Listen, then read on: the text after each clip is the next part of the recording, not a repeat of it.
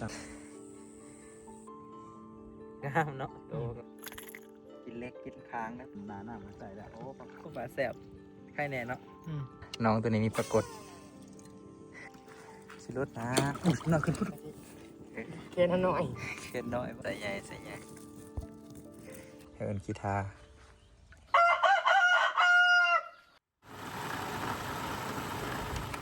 สบายดียามสาวพี่น้องทักทายสบายดีFCทุกคนวันนี้มาแต่สาวพี่น้องมาซิดเบ็ดครั้งแรกของปีที่ว่ามาโยนอ่างน้ำเจียวปกติก็มาตลอดพี่น้องแต่ละปีแต่ว่าปีนี้นะครั้งแรกที่ว่ามาว่าตะเวนกำลังปลูขึ้นเลยตะเวนเครื่องหน่วยตะเวนกำลังปลอขึ้นพี่น้องเลย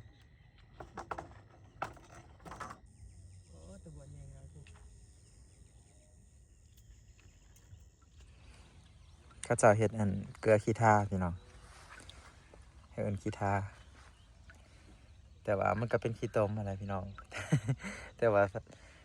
บ้านเรานิยมเอื่นว่าขี้ทาคล้ายๆขี้ดินป่งอาจจะเห็นเขาเจ้าเห็ดอันเทื่อแรกอยู่ในเขตนี่นะครับอาจจะเห็นเทื่อแรกนี่ขี้ดินตัวเราเอามานะดินทรายแต่ว่าโมเมนดินนี่เราแก่มาแต่ทำนำหนทางคุณทั้งพุ่นละทางมาคุณเกิดขี้ทาโอ้บรรยากาศงามดีพี่น้องมาจุดนี้นะถ้ามาโซนนี้นะคืองามแห้งบรรยากาศปลากระดินดีพี่น้องแต่ว่าอะไรมาพอดีเขาเจ้าใส่มองไหลปลาปีนี้โมโหว่าเกิดยังขึ้นปีนี้น้ำหลายซ้ำย้ำหน้าพุ่นแหละขนาดว่าช่วงนี้ก็เป็นเดือน1เดือน2แล้ว2 เดือนกุมภาแล้วเนาะเป็นเดือนลาวกับเดือน3เลยพี่น้อง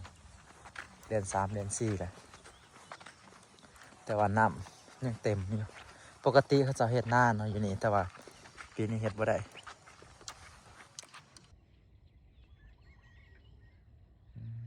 บรรยากาศยามเช้านี่งามอีหลีพี่น้องเอ้ย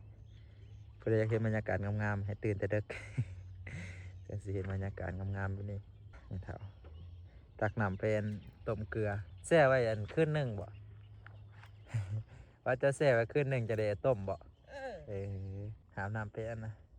แช่เกลือไปทุกคนไปติดตามผลงานนำกัน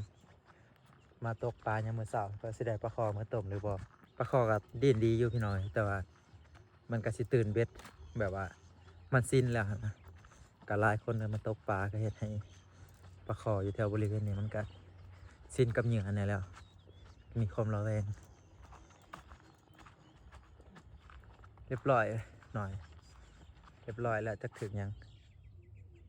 ปากมาแล้วโอ้ตัวแรกพี่น้องได้แล้วปลาคอปลามานไม่มา2 คนก็ทำหน่อยพี่น้องเพิ่นได้ตัวแรกแล้ว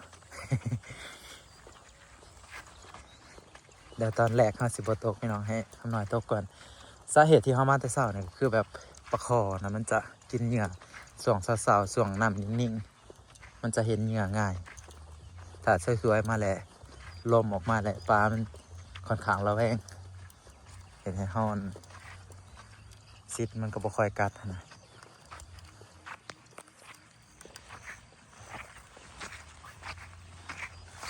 บรรยากาศคือแบบงามแห้งพี่น้องจังหวะแบบแสงแบบเหมาะๆเลยแปลนมันก็กัดเนาะ แปลนปานนี้ก็กัด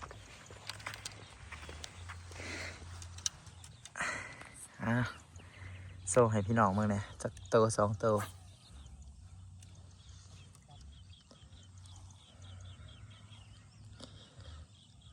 เที่ยวายามเช้านี่ยังเย็นแห้งพี่น้องมือนี่แบบกระด่างจังเลย ดึกเบ็ดกับดึกบทนัดเลยในมือเช้าขนาดจับโทรศัพท์นี่ยังเจ็บขอมือมันจังมันยังจังมืออยู่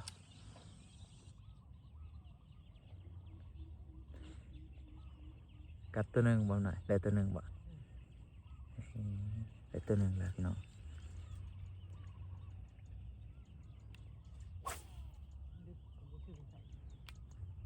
หนาวขนาดนั้นบ่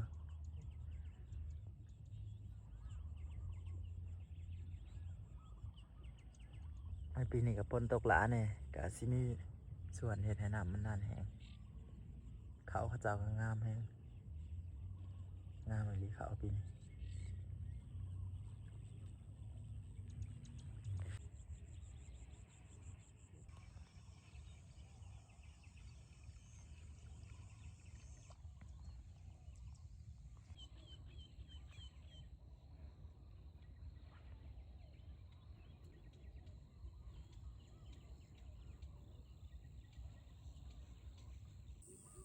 มื้อนี้ใส่เป็นเหงื่อแมงน้ำเต่าจากแมงอหย่างนี้เป็นไงนี่ลองมึงพี่น้องสิมานหรือบ่ทำหน่อยเดี๋ยวตัวหนึ่งแล้วทำหน่อยรุดทำหน่อยรุดห้องใดนี่ก็ปลาดินเห็นเนาะพี่น้องอันนี้ไปเดี๋ยวไปลงซีดเบ็ดลงมือ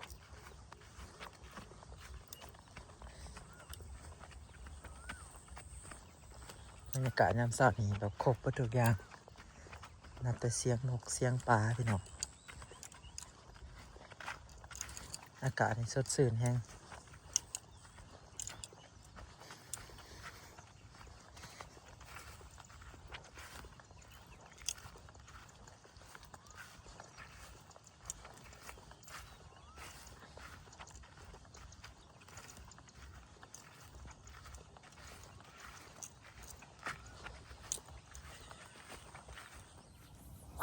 มดเล็บใส่บริเป็ดจริง พี่จังมึงแต่ว่า โอ้ยพาเด็กเราไปทิ้งดีกว่ามันโบกัสแล้วนี่มันเต้นขวบมันจะหน้าเลยนะมันจะจุจะหน้า อยู่โผบ่อนดีเลยอยู่ว่าอยู่โผบ่อนดีว่าเขาไต่กันแท่หน้าเขาไปเลยเด็กเนาะเขาต้องย่างกันแท่หน้าเด็กไข่จนบวลมเนี่ยก็ต้มไก่เถอะ ไม่เท่าไรเลยกับชีวิตข้างหน้าครับ ใช่แต่เก่ามันก็หอดไปแล้วหยาเคี้ยวไปแล้วแต่เก่าหอดหยาเคี้ยวไปแล้วแต่เก่าหัวพากันเด็ก ปลาไม่เจ้าต้องไปใส่เลยดินเดือดเกี่ยวกันเลยนะ โอ้จังมึงดิเล็กก็ไม่ได้ มาซึ่ง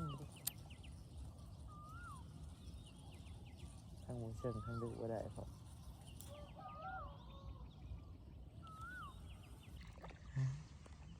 ลงน้ำแล้วปลาคอใหญ่สวมเบ็ดเพิ่น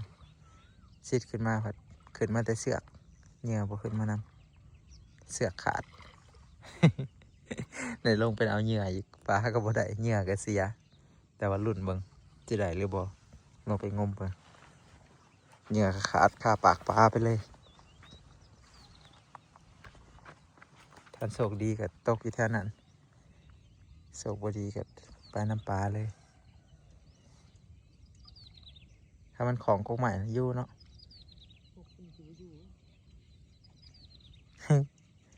ต้องเห็นสวนเสือกมันถ้ามันยัง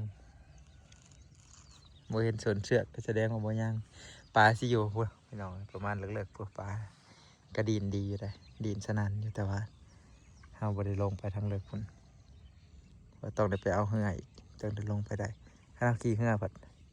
น้ำมันกระเพื่อมกระเพื่อนนมมันก็เสียให้ปลาระแวงอีกได้มาแล้วพี่น้องตัวแรกโอ้เห็นปลาคอสับสะโด โอ้ยเสียดายอยู่มาปล่อยแล้ว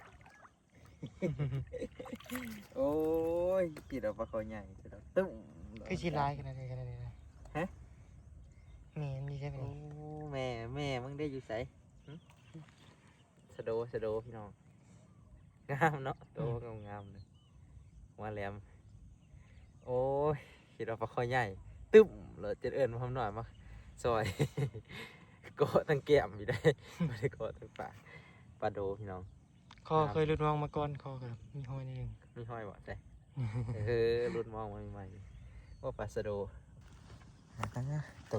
ตัวที่สามบ้านขึ้นมาเพิ่งดูโอ้โหสีชมพูใส่กระสอบปะนี่จะบรรลุวะถือไปใส่เลยแล้วก็จะเอามานำกันขนาดมาขนาดนี้นะถือกระสอบลงไปทุกคนโอ้ยเป็นอันนี้บ้านโอเคมันบังเฮิงเติบเลยหลุดเบิ้งพี่น้องหลุดเบิ้งเป็นปลายัง มีสายใหญ่แน่นอน แต่พอทับปลาข้าวจะได้นะหน้านี้เนาะ อาจจะปลายังเรียนโตอยู่สำหรับว่าปลายังหน่อยดำคุรุมาแล้วมาก่อยอยู่ดาวพิษเลย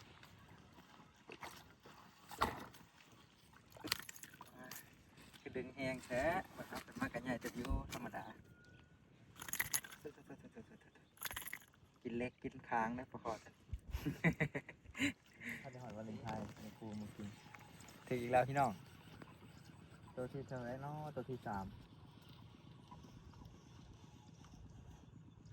นี่คือบัวใหญ่หน่อยดึงมาง่ายๆมันนี่จะเหงื่อจมเหงื่อหนาหนามาใส่แล้วโอ้ปลากดว่ะปลากดมาว่ะ โอ้ปลาแสบใครแน่เนาะต้มสดน้ำตัวนี้ปลากดพี่น้อยสีเหลืองอมต่ำน้องอันนี้ก็มีปลากดเนาะ แล้วก็มาใส่เหงื่อนี่จะได้หัวอันนะน้องตัวนี้มีปลากดหน่อยสิตัวใหญ่แล้วเป็นปลาโดดโด่งเลยลงแดนใส่ซีเมนต์ปลาคอ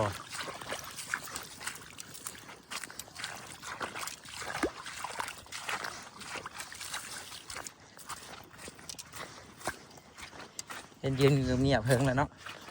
โอ้พูดเอาขึ้นนะครูสิรุดนะน่าขึ้นพูดตัวใหญ่ขึ้นดึงฝาดขึ้นโคกเลยเด้อขึ้นขอบคุณเลยว้าตัวใหญ่เลยค่อยไปของบ่ยันๆนั่นเองไปสิรุดฮัลโหลไปจัก สำแขนลืดแขนหน่อยหนึ่งโอ้ใหญ่ดีเนาะปอดโลปาดเถอะกลมอุดูดมันอยู่มันหมักกินสีชมพูนี้มันไก่วาเลนไทน์สีชมพูแทกแขนดูแทกท่าเสือเคนหน่อย เขียนน้อยป่ะนี่คือปลาใหญ่เนาะโอเคเอากูได้มันเพื่อกระสอบทิ้งมาเวียนหมักเดียวเนาะแต่ว่าโดดดงโดดแนมมาโอ้ใส่ใหญ่ยกขึ้นอ่างดูหมักเวียนหน่อยๆอยู่เฉยระวังเดี๋ยวมันสิตกน้องเลยโอ้โหได้มาอีกแล้วพี่น้องปลาสูตรดินแห้งเลยดิขาวอ่ะตัวนี้เอ้าปลาสูตรของน้องนี่คือขาวอ่ะลงซะ คิดว่าได้ปลาตองสะดอกเห็นปลาตองบ่อนดีต้องใส่ซีเมนต์ปลาสูตรนี่แหละเพราะมันปลาตองเนาะ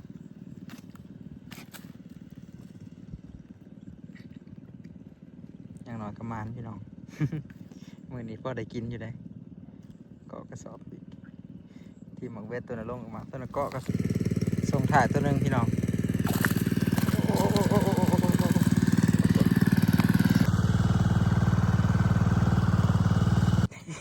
หิวหนำเองเป็นไรปีนี้หนำลายพี่น้องหนำเต็มหนองอยู่กำลังซีเมื่อแล้วตอนซีเมื่อก็ได้ตัวซ้ำถ่ายตัวหนึ่งคือว่ามือนี้ก็ปลาก็ได้อยู่ลายเติบอยู่พอได้เอามากินแล้วมาเห็ดสมได้ปลาโดมาเห็ดสมตัวหนึ่งเก็บนะตัวสุดท้าย